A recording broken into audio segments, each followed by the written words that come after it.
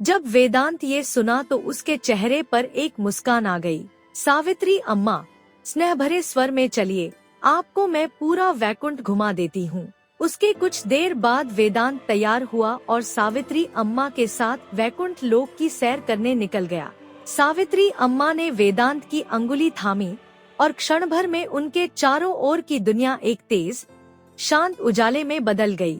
जब उजाला छटा तो वेदांत ने सामने दिव्य वस्तुएं आसमान में तैरती हुई देखी और साथ ही साथ स्वर्ण कमलों से भरी झील दिखाई दे रही थी।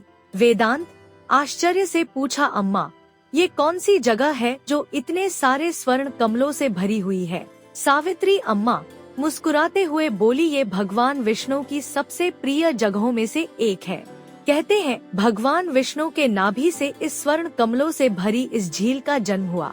कहा जाता है कि भगवान ब्रह्मदेव इसी झील के दिव्य कमल से जन्मे थे और तब से इस झील का नाम ब्रह्मकमल झील रखा गया और भगवान ब्रह्मदेव इस दिव्य झील को अपनी माँ मानते हैं।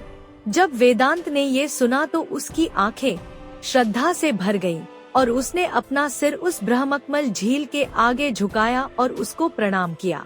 इसी तरह वेदांत को सावित्री अम्मा ने वैकुंठ के सारे जगहों को घुमाने लगी, जैसे आकाश में बहते हुए स्वर्गीय महल और देव गंधर्वों के दिव्य संगीत से गूंजता वातावरण।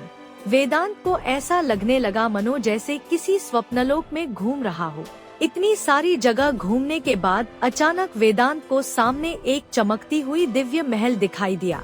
तो उसने सावित्री अम्मा से पूछा, वो कौन सी दिव्य महल है अम्मा, जिससे इतनी तेज दिव्य रोशनियां निकल रही हैं?